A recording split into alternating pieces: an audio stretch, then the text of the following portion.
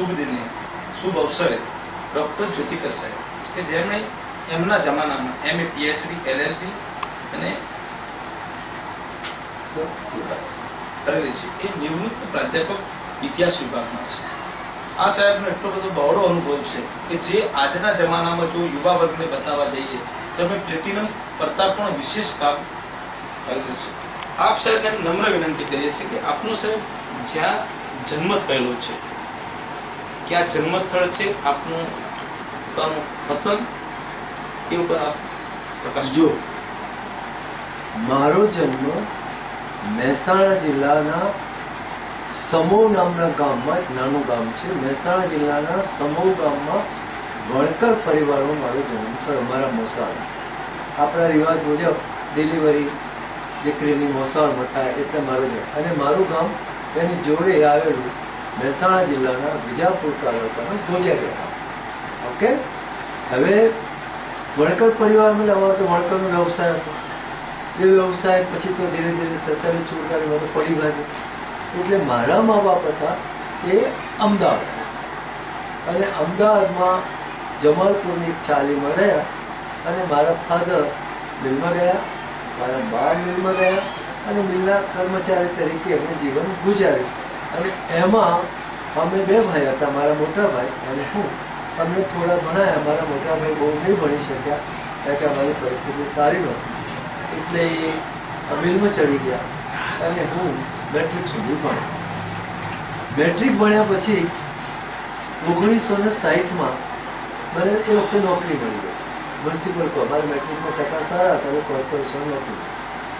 Corporation નોકરી કર્યા પછી ત્યાં જ હું BA થયો. કોર્પોરેટ નોકરીમાં જ MA થયો અને કોર્પોરેટ નોકરીમાં જ LLB થયો.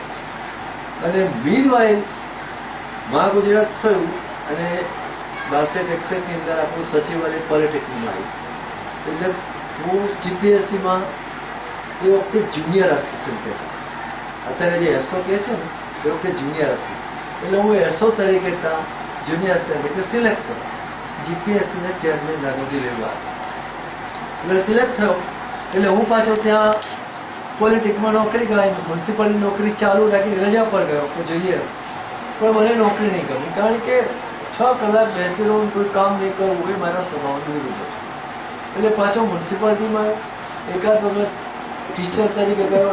મીનવાઇલ હું ગવર્મેન્ટ, ગુજરાત ગવર્મેન્ટના એજ્યુકેશન ડિપાર્ટમેન્ટ તરફથી હિસ્ટ્રીના લેક્ચરર તરીકે સિલેક્ટ.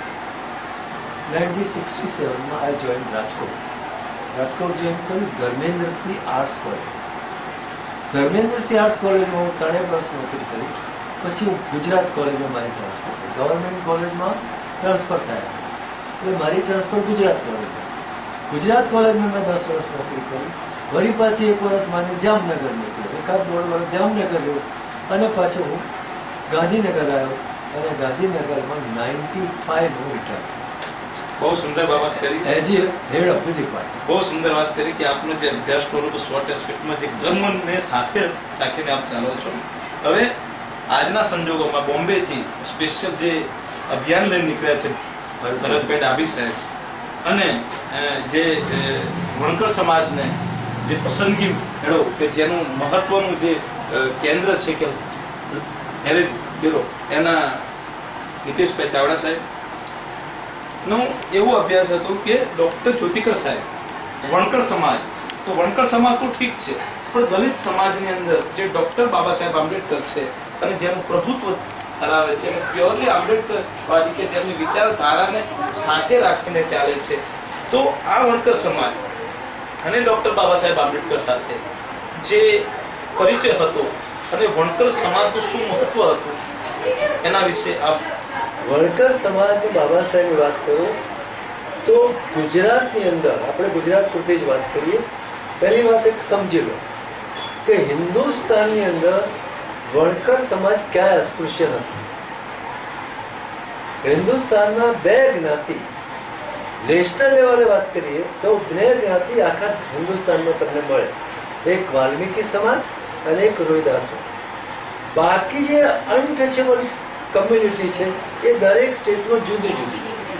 દાખલા તરીકે મહારાષ્ટ્રમાં હોય તો મહાર છે, બરાબર, તો આંધ્રમાં જાઓ તો માલીગા અને માણીગા છે, પંજાબમાં જાઓ તો ચૂડા છે, યુપીમાં જાઓ તો જાટ છે અથવા જાટ છે. વણકર દરેક ઠેકાણે કોરી તરીકે કહેવાય છે, ઝુલાહા તરીકે કહેવાય છે. હિન્દુસ્તાનમાં ગુજરાત સિવાય ક્યાંય પણ વણકર કમ્યુનિટી અનટચેબલ નથી. એક વાત ક્લિયર? હવે અનટચેબલ નથી માટે તો જે અનટચેબલ હોય મને જોડાવવું પડે. એટલે ગુજરાતમાં જેટલી અનટચેબલ જાતિ હતી એ બધાને જોડે જોડાયા એટલે આખું તમે કહો છો દલિત સમાજ થયો. વણકર, રોદાસવંશી, સેનમાં રાવત જેને કહીએ, બ્રાહ્મણ જેને આપણે ગર્વ કહીએ, તુરી, બારોટ વગેરે નાળિયા અને છેલ્લે વાડી. ઠીક છે? આ બધાનું આપણે જે આપણી 13-34 જાતો છે એનું દલિત જાત થયું. આ એક દલિત જાત, દલિત વર્ગ કે જે કોઈ આ બધાને એક ભેગું છે. એક વાત. હવે આપણે વણકર કમ્યુનિટીની વાત કરીએ તો વણકર કમ્યુનિટી શરૂઆતથી ડોક્ટર આંબેડકર જોડે. ગુજરાતની વાત કરીએ છીએ, બીજાની વાત કઈ અનટચેબલ હતું. હવે શરૂઆતથી કેમ હતી? કારણ કે એ બહુ પ્રોગ્રેસિવ કમ્યુનિટી અને ડાયનેમિક કમ્યુનિટી. એ ડાયનેમિક કમ્યુનિટી પ્રોગ્રેસિવ કેમ બની કે ગુજરાતમાં મહારાજા સયાજીરાવ ગાયકવાડ એમણે ગુજરાતમાં હિન્દુસ્તાનની અંદર સૌથી પહેલા કમ્પલસરી પ્રાઇમરી એજ્યુકેશન મહારાજા સયાજી ગાયકવાડે 1883 માં કર્યું. એટલે ફરજિયાત ભણવું પડ્યું. એટલે વણકરોને ભણવું પડ્યું. ના ભણો દંડ થાય, નથી જતા પકડી લઈને બેઠ જતા. એ તો 2 આના 4 આના દંડ થાય. એટલે નિશાળમાં અમને જવું જ પડે. એટલે ગુજરાતની અંદર પર્ટિક્યુલરલી મહેસાણા જિલ્લો, ઉત્તર ગુજરાત આપણે કહીએ, એમાં એજ્યુકેશન વણકર કમ્યુનિટીને વધારે જાગૃત કોમતે એને લાભ દીધો. અને જાગૃત હતી, પ્રગતિશીલ હતી, ડાયનેમિક હતી. એટલે એ પ્રવાહોને જાણતી હતી અને પ્રવાહોને જાણતી હતી અને એટલે જ આંબેડકર સાથે જોડી. હવે તમે એમ કહો કે કેવી રીતે તમે કહી શકો કે જો બાબા સાહેબ આંબેડકરે સૌથી પહેલા 1924માં બહિષ્કૃત હિતકારીની સભાની સ્થાપના કરી. એમાં 4 વણકર એને ટ્રસ્ટમાં, ટ્રસ્ટ થયું ક્યાં? બોમ્બેમાં. કોણે સ્થાપ્યું? ડોક્ટર આંબેડકરે. કઈ સાલમાં? 1924માં. જો પીરિયડ સમજો. જે વખતે જ્ઞાન કેટલું હતું, માધ્યમો ક્યાં હતા, સમાચાર ક્યાં હતા, આપણી પાસે છાપા ક્યાં હતા, આપણી પાસે રેડિયો ક્યાં હતો. પછી ક્યાં 4 જણા ટ્રસ્ટમાં. એક રાઘજી લેવા, શામજી નાનજી મારવાડી, શામજીના ભાઈ સામંત નાનજી મારવાડી અને ઝીણામણજી રાઠોડ. એક જ ટ્રસ્ટમાં 4. કરસન અને આપણા કેશવજી રણછોડજી વાઘેલા તો એના મેઇન ટ્રસ્ટ. સમજ્યા? હવે જો એક વાત એટલે જાગૃત ખરા. સારું, બીજી વાત, ગાંધીજી એ સૌથી પહેલા અમદાવાદમાં આવ્યા. અમદાવાદમાં આશ્રમ બનાવ્યો, સત્યાગ્રહ આશ્રમ 1516, બરાબર? તો એમાં પણ એમને જે દીકરી દત્તક લીધી, દુધાભાઈની લીધી. દુધાભાઈ આપણે એ પણ કરાતા. પછી ગાંધીજીને વણાટ ગુરુ જે કહેવાય રામજીભાઈ બળિયા, એ પણ એમના વણાટ ગુરુ. એ પણ કાંઈ એમના વણાટ ગાંધીજીને એમણે શીખવાડ્યું, બરાબર? હવે સહી આગળ દાંડી કૂચ સત્યાગ્રહ હિન્દુસ્તાનના ઇતિહાસનો એક જેને કહીએ ને માઇલસ્ટોન. દાંડી કૂચ સત્યાગ્રહ 1930માં જ, બરાબર? માઇલસ્ટોન. 79 એના સત્યાગ્રહ, 80 સમજો, 4 વર્ષ જમાઈ. 79માં 4. એક તો રામજીભાઈ, એમનો દીકરો અને એમનો જમાઈ રત્નાજી. જો સાંભળી લો, આપણે આપણા દીકરાને સત્યાગ્રહ મોકલીએ, બરાબર? સમજવા જેવી છે. આમાં કઈ લખેલું ન હોય, આપણે પોતે બુદ્ધિ, પણ જમાઈને આપણે ના મોકલીએ. બહાર સરઘસ નીકળતું મારા છોકરાનું જવો તો ભલે, પણ મારે જમાઈ તો કહું ના, તમે ના જાઓ, આપણને જરા. પણ એમના જમાઈને પણ એમને એટલે 4 3 એક જ કુટુંબ. અને ચોથા લાલજી ભરૂચના. લાલજી પરમાર. આ 4 જણા તમે વિચાર કરો, 80 ની અંદર 4 એટલે કેટલી પ્રોગ્રેસ. એટલે કોંગ્રેસ જોડે બી આ બધા હતા. મજૂર મહાજનની સ્થાપના 1920માં ગાંધીજીએ કરી. એના પાયામાં પણ વણકરો હતા, કારણ કે મિલોમાં વણકરો હતા. કારણ કે જેટલા બી લગભગ મોટા ભાગના ઉત્તર ગુજરાતના જ હતા. એના પાયામાં કચરા ભગત એ બડુના મહેસાણા જિલ્લાના. એના પાયામાં મોરદાસ વૈસ ઉમતાના મહેસાણા જિલ્લાના. એમના પાયામાં કેશવજી રણછોડજી વાઘેલા તો એનો સર્વ કરતા. એમ કહેવાય ને કે હોય નહીં આ મજૂર મજૂર થાય. મજૂરોનું લવાજમ લેવા જેવું કે તકલીફ હતી. તો કહેવાનો મતલબ શું છે કે એ વખતે આ બધા જાગૃત હતા અને એક એવા સમાજમાંથી આવતા કે સમાજમાં આપણે માનીએ કે ના માનીએ પણ એના જીન્સમાં કામ પડ્યું હશે, એના ડીએનમાં કામ પડ્યું હશે કે એમને આવ્યું. બીજામાં કેમ ના આવ્યું મને સમજાવો. ચલો વાલ્મીકી સમાજમાં કેમ ના આવ્યું, રાવત સમાજમાં કેમ ના આવ્યું, ગૌરવ સમાજમાં કેમ ના આવ્યું? વાય ઓનલી એટલે એક પ્રોગ્રેસિવ જે હું કહું છું, હું એસ્ટાબ્લિશ કરું, મારી વાત હતી અને ઇતિહાસના પુરાવા કે સમગ્ર તંત્રમાં આ લોકો આગળ ગયા. અને એ છેલ્લા 20 વર્ષની પ્રવૃત્તિમાં સમગ્ર ગુજરાતની દલિત, હવે દલિત શબ્દ વાપરેલો, સમગ્ર ગુજરાતની દલિત પ્રવૃત્તિની લીડરશીપ માત્ર ને માત્ર વણકર હશે. પહેલો પાર્લામેન્ટના સભ્ય મોરદાસ વૈસ 1952 બરાબર એમનું થયા. 57 મોરદાસ. તો પ્રવૃત્તિના હેડ જેને કહીએ એ વણકરો, એમના હાથમાં લીડરશીપ. બીજી જે કમ્યુનિટી જે આવી એ 10 વર્ષ પછી તમારી રોહી સમાજના લોકો આવ્યા, પણ એમનો જે વિકાસ છે ને વણકરો કરતા લગભગ 10-15 વર્ષ લેટર થઈ છે. એની વસ્તુઓ રેટ કરો તમને કોઈ દેખાશે. તમે વિચાર કરો, બોમ્બેની અંદર આંબેડકરે મહાન સત્યાગ્રહ કર્યો, એમાં પણ બોમ્બેના બધા વણકરો થયા. જે મહાન સત્યાગ્રહ કરે છે ક્રાંતિનો રણસીપ એ પણ એટલે વણકર કમ્યુનિટી પહેલેથી આ રીતે પ્રવૃત્તિ છે. અને આજે જે આપણે કેટલા એને લીધે બીજી કમ્યુનિટી જોયા, પછી તો ધીરે ધીરે દરેક પ્રજામાં જાગૃતિ આવી. એક વાલ્મીકી સિવાય, વાલ્મીકીની જરા મોડા આવી, વાલ્મીકી સિવાય બધી પ્રજામાં જાગૃતિ આવતી ગઈને આપણે પછી તો એ લોકોએ દરેક મહામંડળો બનાવ્યા. તો મહાગુજરાત દલિત મહામંડળ, મહાગુજરાત દલિત સંઘ, આ રીતે જ સમગ્ર દલિતના ધ્યાનમાં રાખીને દલિતોની જ વાતો કરી, દલિતોના હિતની વાતો કરી. અને અત્યાર સુધીમાં જે આપણો જે વિકાસ થયો છે એના પાયામાં આવ્યો.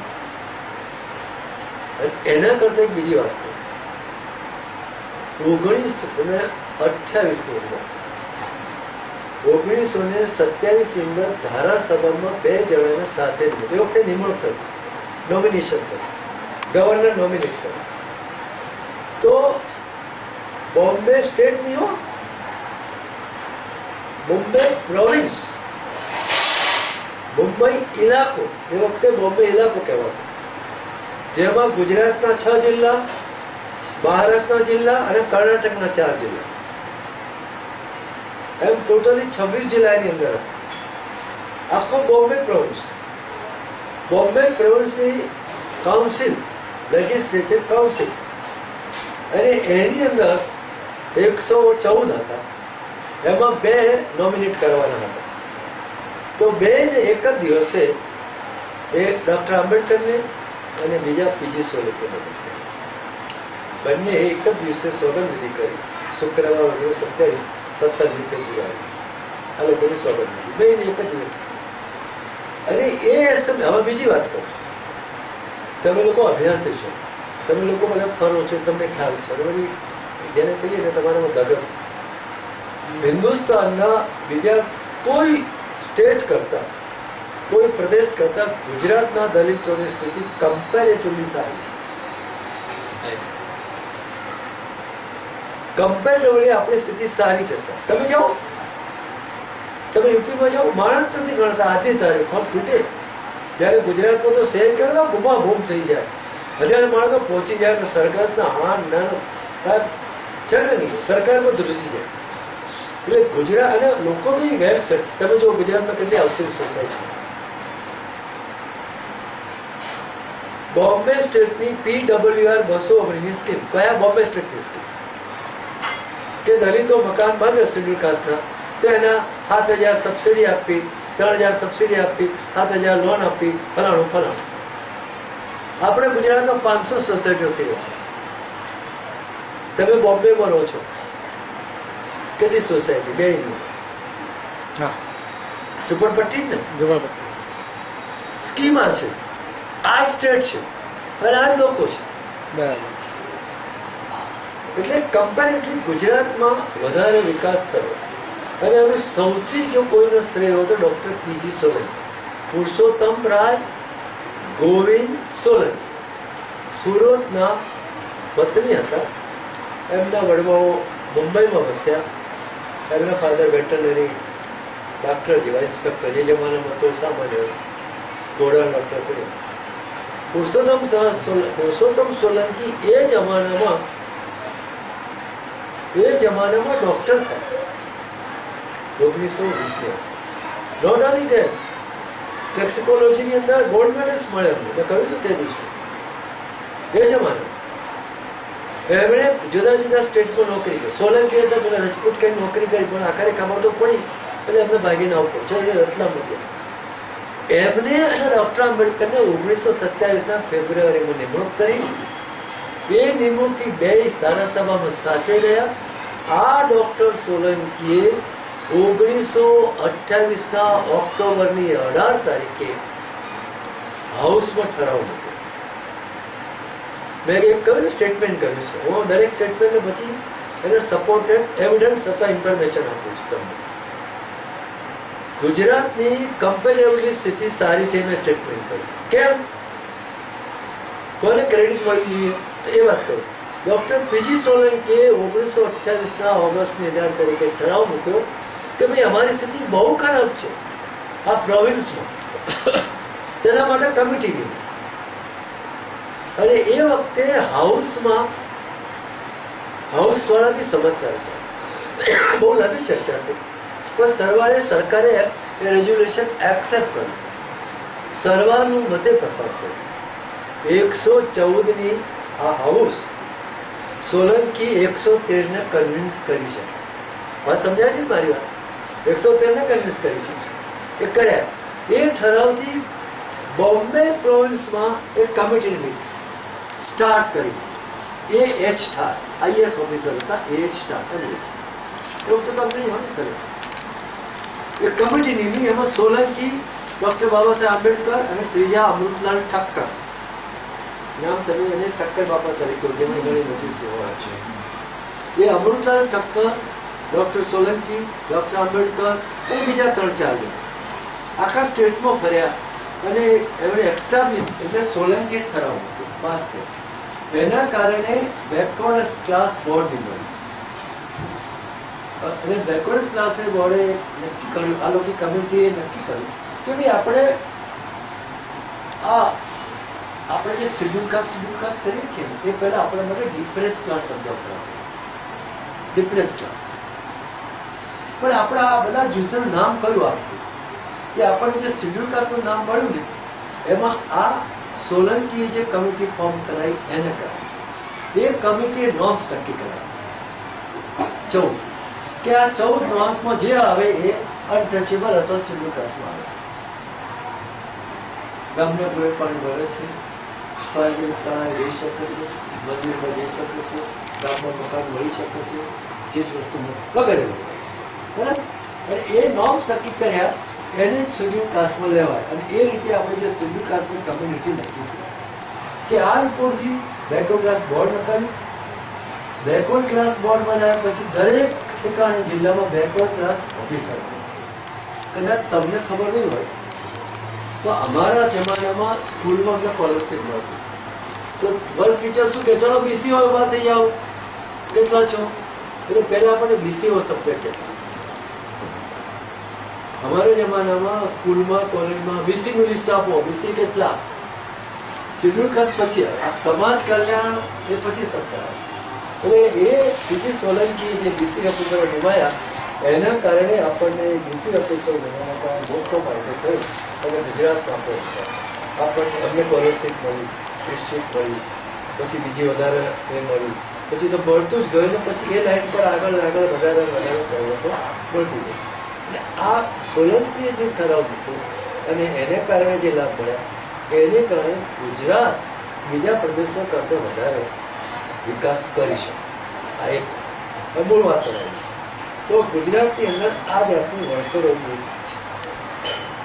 52% આપણે લગભગ છીએ ગુજરાતમાં. 52% વણકરો છે, 23% આપણે રોહિદાસ વસ્તુ છે અને બાકીના થોડા 1-2 છે. આ રીતે આપણી ટકાવારી છે. સૌથી મોટી કોમ છે, સૌથી મોટી જાગૃત કોમ. પછી જાગૃત કોમ અને ડાયનેમિક ક્લાસમાં શું કરું છું તમે જો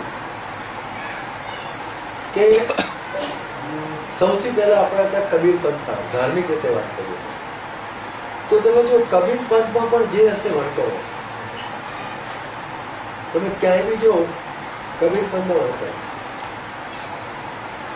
બ્રાહ્મણ હશે આપણા ઘરે પણ વણકર હશે. પછી તે પછી તમે જો કે પ્રણામી સંપ્રદાય, તો પ્રણામી સંપ્રદાયમાં તમે જો આખા સાબરકાંઠામાં વણકરો હશે. તે પછી અંગ્રેજ સત્તા આવી તો ક્રિશ્ચન થયા, તો ખેડા જિલ્લામાં જે ક્રિશ્ચન થયા એ વણકરો થયા. અને તે પછી આર્ય સમાજ 1874ની આસપાસ, તો આર્ય સમાજમાં પણ જે થયા એ વણકરો. જે હું તમને કહું ડાયનેમિક કોમ છે. અને છેલ્લે આ બૌદ્ધ ધર્મ બાબા સાહેબની વાત કરી તો એમાં પણ વણકરો. આ હકીકત તમને મને ગમે કે ના ગમે, this is the historical fact. Nobody can deny. તમને ના ગમો પણ હકીકત છે. શું કોણ બરાબર? એટલે ડાયનેમિક કોમ છે, જાગૃત કોમ છે, નવી વસ્તુને એક્સેપ્ટ કરે છે, સુધારા કરે છે. હવે આપણે બહુ સુંદર વાત કરી વણકર.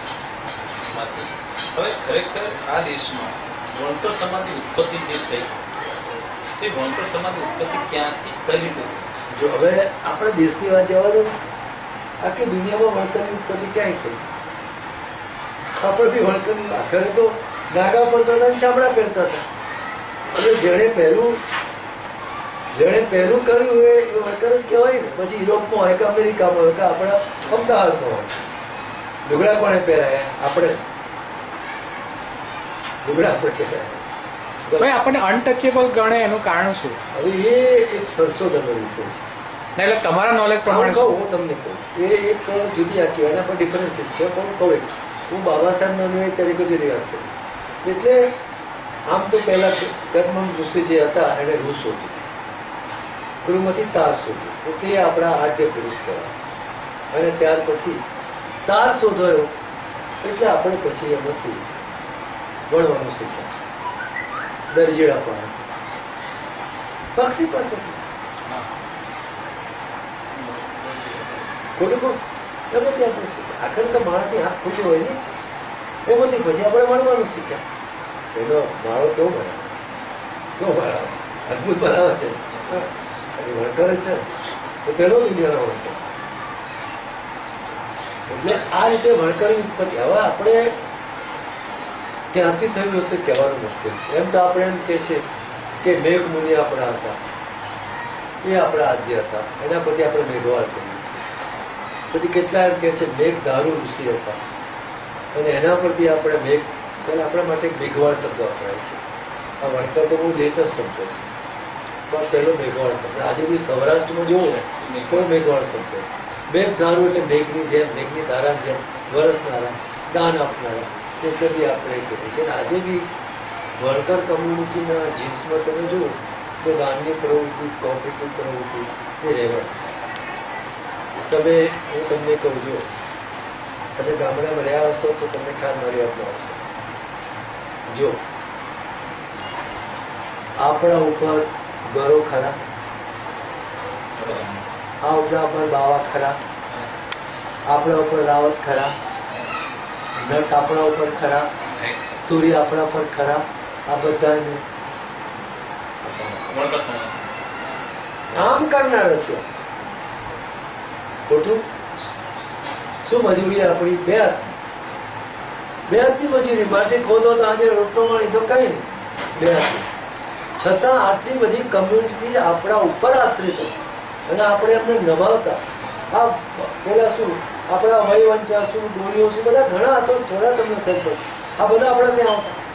તમે ગામડામાં રહ્યા હોય ને તો ખબર હશે કે કોઈ આવે, માગણ આવે, સાધુ આવે, નટ આવે તો તરત જમવાની વાત શું હોય, ભાઈ જો આજે વારો ક્યાં છે કે પેલા વાવામાં જા, આજે અજવાળ્યું છે તો પેલા વાવામાં છે, અંધાર્યું છે તો આ વાવામાં જાય. કોના ઘરે કે ભાઈ ચાવડાના ઘરે છે, ત્યાંથી અટલું એને પ્રાપ્ત.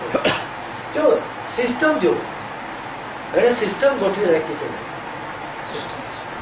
એમાં પેલો ઘરધણી ના પાડે જ નહીં, હા ભાઈ આજ મારો વારો છે, આટલાથી અટક્યું છે, હવે પછી બીજાનો વારો. તો એ બધી સિસ્ટમ આપણે કોને મળશે, જે આપણા ઉપર હતા.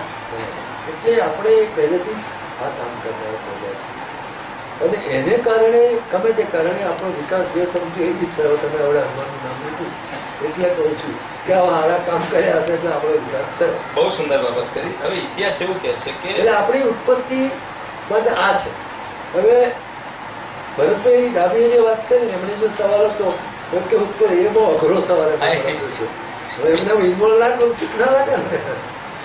જો સાહેબ એક તો વાત એવી છે કે પેલી 4 જાતો ઉત્પન્ન થઈ. હા પૂછ્યું. હવે આપણે વણકર સમાજની વાત કરીએ તો ઇતિહાસ એવું કહે છે કે ઝાંસીની જે રાણી હતી અને જે ઝલકારીબાઈ હતી એ હકીકતમાં વણકર હતી. કોઈ હા બરાબર છે, બોલો. એ વણકર હતી એ જાણવું. તો એ વણકર હતી તો ઇતિહાસમાં જે એની જે હોવી જોઈએ તો એનું નામ કેમ અમર ના? હવે જો એવા તો બધા ઘણા છે. જો મારો તમે થીસીસ પબ્લિશ કરો, આપણ જે નેગ્લિટ અવર હિસ્ટ્રી, આપણા ઇતિહાસને એમણે નેગ્લેક્ટ કર્યો છે. આપણે જાણે કશું કર્યું જ નથી, બધી ઊંઘ એમણે બળી કરી. આ દુનિયામાં બધું મેં તમને કહ્યું ને 30ના દાંડી કૂચમાં આપણા 4 હતા, તોય તમે એમની જ વાત ક્યાંય નામ લખાય છે? તમે જો આ ટ્રેજરી છે એટલે આપણા ઇતિહાસને અમને અવગણ છે. ઓલવેઝ તે નેગ્લેક્ટ છે. એટલે પછી ઝલકારીબાઈ હોય કે માતાજી હોય, આ બધા ટેકટોક કરે છે. માતાજીને જ કઈ વાતો, કાંકરીના ના મારીએ, મેળા ના મારીએ. માતાજીને પેલાને મેળો મારી તારાને ટણી ચડીને એમ જેવી તમે 1857માં પેલો બળો કોણે કર્યો? મંગળ પાંડે. બીજું જાણી આપણે કઈ દેખાતું જ નથી. હવે મંગળ પાંડે એ અછૂત જાતિનો હતો, બરાબર. હવે એને એ ફેક્ટરી નોકરી કરતો ત્યાં બરાકપુરની, કલકત્તા પાસે. એટલે એને પેલા મંગળ પાંડેના લોટામાંથી પાણી પીવા માંગ્યું. એટલે મંગળ પાંડે બ્રાહ્મણ હતો કે પેલા લોટા છે અછૂત. એટલે પેલા એ મેણું માર્યું કે તમે અછૂત તો શું કરો છો, અમારે પાણી નહીં પીવું અને ગાયની ચરબી ચોપડાવી શું કરવો છો? એ તો પિક્ચરમાં છે, પિક્ચરમાં જોયું નથી, બરાબર. આ તો કાંકરીના માર્યા અમારે મેળાના માર્યું. નરસિંહ મહેતા એની ભાભીએ મેળું માર્યું એટલે ભગત. ધ્રુવને એની માએ મેળું માર્યું અપરમાં એટલે ધ્રુવ થઈ ગયું, બરાબર. તુલસીદાસના એના પત્નીએ મેળું માર્યું એટલે સંત તુલસીદાસ થઈ ગયું. તમે જાણો છો કે આ ખાલી સ્ટેટમેન્ટ કરું છું, સ્ટોરી કહેતો નથી. એમ મંગળ પાંડેનો પ્રેરણા પણ હતી. તમે મંગળ પાંડે કેમ આને આટલો ગુસ્સો આવ્યો? વી પીપલ આર ઇન્સ્પાયર. આપણે એને ઇન્સ્પાયર કર્યો ને, આપણા માણસને ઇન્સ્પાયર કર્યો ને. એટલે તમે જે તમારી જે લાગણી છે ને ભાઈ બિલકુલ સાચી છે. આ લોકો આપણો ઇતિહાસ નેગ્લેક્ટ.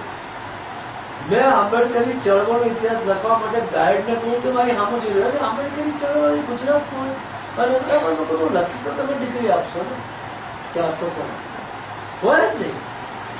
અને મેં લખે પછી કેટલાય લે. એટલે આપણે એવો જાગૃત થયા છે લખવા મળે છે. એટલે આપણા ઇતિહાસને નેગ્લેક્ટ કરે છે. ઝલકારીબાઈ આપણી હતી તો એની સામે મને બહુ આધાર નથી. હું તમારા મગજમાં જે ક્લેરિટી કરું એક વાત સમજી. મારે ઘર તમે ક્યાં ભાઈ હું પ્રોફેસર છું એટલે મારી આ ડિગ્રી છે એટલે મારું મકાન છે. તમે મારા ઘર એટલા માટે આવ્યા કે હું દલિત સમાજમાંથી કંઈ મથામણ કરું છું, કંઈ પ્રયત્ન કરું છું એટલા માટે તમે પોઝિટિવ થિંકિંગ, બરાબર. એટલા માટે આવ્યા. તમારા કામનો શું માટે આવ્યા? કોઈ બી માણસ જો આપણા કામમાં ના આવે તો આપણા માટે કશાય કામ નહીં. આ હિન્દુસ્તાનમાં ઘણા મહાપુરુષો છે. આંબેડકરને મસીહા કેમ કર્યું છે? એની પાસે ડિગ્રી હતી એટલે ના. કોઈ રૂપાળો હતો તો રાજેશ ખન્ના પકડતા હતા. ત્યારે એની પાસે બહુ પૈસા હતા. પૈસા હતો તો આપણે આવા અંબાણીને પકડ કેમ ના સાહેબ. એ ગરીબ હતો, પૈસા નહોતા, એની પાસે ડિગ્રી હતી એટલા માટે નહીં, રૂપાળો એટલા માટે નહીં. એણે આપણા માટે આખું જીવન જજુમ્યું, આપણને આ સ્થિતિએ લાયા માટે બસ્યા. સમજ્યા? આ દેશનો વડોપ્રધાન નહીં એટલે નહીં. એ આંબેડકર પ્રધાન ના થયો તો આપણે માનો, તેના ડિગ્રી ના આવતો આપણે માનો. સમજ્યા? એટલે થિયરી આ છે, કોણ આપણે ઉપયોગી છે ને આપણા માટે કોણ મરી ચૂક્યો છે એનો રિસ્પેક્ટ થયો. હું જલકારીભાઈને મને ઘણા કન્સેપ્ટ ક્લિયર નથી તો હું ઘણાને કહું છું. જલકારીભાઈ શહીદ થઈ, મરી ગઈ. બહાદુર હતી, 5 હાથ પૂરી હતી, બહુ રૂપાળી હતી, ઊંચી હતી, કપૂર. કોના માટે મરી ગઈ? મિતેશ ચાવડા માટે, સક્સેના માટે, ભરત ડાભી માટે ના સાહેબ. બીજી જોતી એની રાણી માટે મરી ગઈ મારા સાહેબ. એ આપણા માટે શહીદ નથી થઈ, વીરમાં આપણા માટે શહીદ થઈ. Compare this thing. Concept clear થવા જોઈએ. તમે લઈને બધા ફરો છો પણ એમાં આપણું એ આપણી હતી એટલું જ નહીં. આપણી માટે શું કર્યું? કઈ નહીં. તમે સમજો. તમે બધા અમારે પેલા બામસેર પણ લઈને બનવા જાઓ, મજા વગર પેલા એકલે લખ કરવા મજા વગર. એના રાજા માટે, એના રાજાનો ફાળો. એક પન્ના નામની દાસી હતી. એના રાજાના બાળકને એને બચાવી. ખબર છે? રાવ નવગણની વાત તમે સાંભળો છો. પેલા રબારીએ એનો છોકરો આપી દીધો, કાપી નાખ્યો. રાવ નવગણ કોના માટે? એના રાજ માટે, એના રબારી માટે. એમ જલકારીભાઈ આપણું આગળ છે, માથું નમે, બાજુ હતી, વિરાંગના હતી, પણ કોના માટે મરી? એના રાજ માટે. એની વફાદારી રાજની. રાજવાળા એનો પૂતળું મૂકે તોય નથી મૂકી. રાજવાળા મૂકે, આપણે મૂકવાનું પાઠ કરે.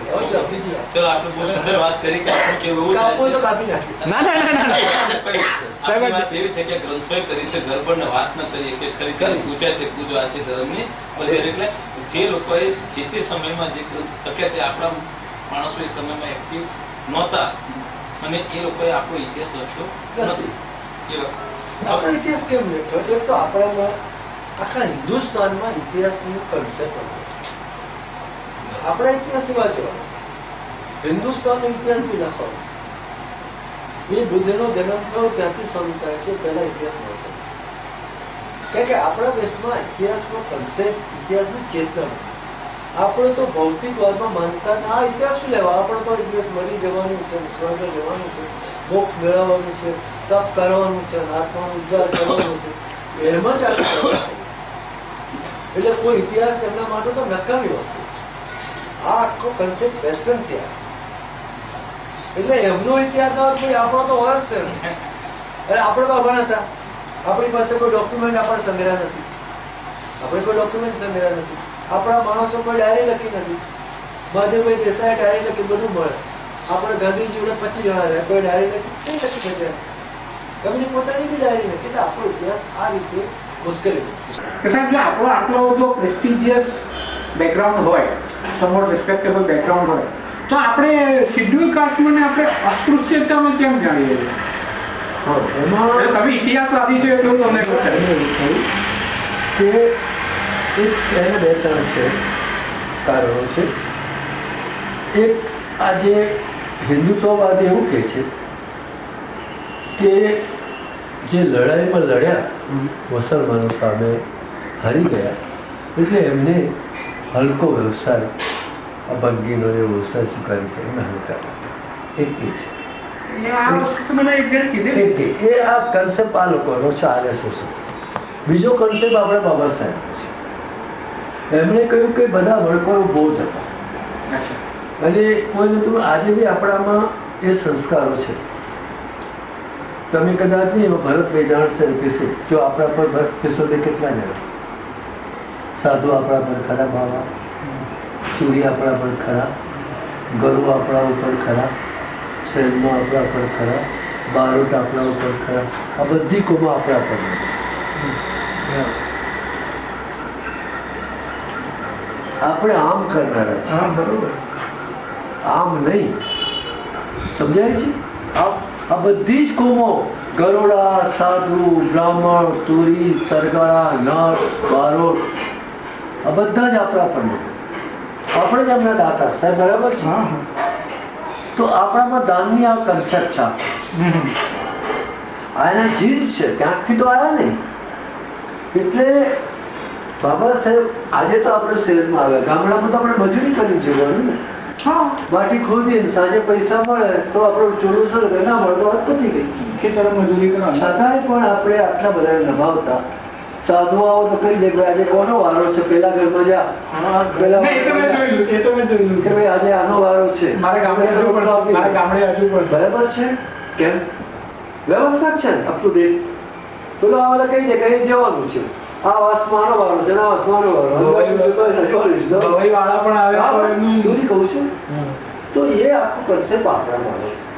એટલે બાબા સાહેબ એમ કહ્યું કે આપણે બોલતા એટલે બ્રાહ્મણો સામે બ્રાહ્મણોનો આખો વ્યવસાય ખતર, કારણ કે એ તો યજ્ઞમાં પશુ ઉમતા હતા, બોજ બન્યા એટલે પશુનો બધો એમનો ધંધો, એટલે મિલો બંધ પડી, ધંધો પડી ભાગે, એમનો ધંધો પડી ભાગે. એટલે આપણી સામે જે ગુના છે અને એમાં રાજાઓ એનો સપોર્ટ મળ્યો, એને કારણે એ લોકોએ આપણને અનટચેબલ કર્યું. એ બધું લાંબુ છે, આ તો હું તમને સિદ્ધાંત તમને કે આપણે બસ એના ફોન કરવાનો ટાઈમ પણ બ્રાહ્મણોની ઈર્ષાના કારણે આપણને અનટચેબલમાં ઢકેલી દીધી. આપણે જો આજે આ તો હવે આપણે કે આપણે અહિંસક હતા એટલે આપણે આજે બી તમને કહું, આપણે ચિકન ખાઈએ, આપણે ચિકન કાપતો જોઈએ નહીં. મને બતાવો તમે. આજે મને બતાવો, તમે બધા બેઠા, આપણે ચિકન બે હાથે ખાઈએ, સાચી વાત. પણ આપણે ચિકન કાપતો જોઈ શકીએ? ના, બરાબર. કાપવાની પછી વાત છે, જોવાની વાત કરું તમે ડટી શકે. આ આપણામાં અહિંસા. એટલે આપણે શું કરતા, હવે ખાવું શું, એટલે આપણે મરેલા ઢોરનું માંસ ખાવું, જે મરેલા પશુ હતા એનું માંસ ખાવું. કારણ કે એટલે આ લોકો એનું બહાનું કરીને આપણને અનટચેબલ છે. અને પછી આપણા પર કેટલા લાદ્યા, આમ જ કરવાનું, આ જ કરવાનું. એટલે એને કારણે આપણે આ પરિસ્થિતિમાં આવી.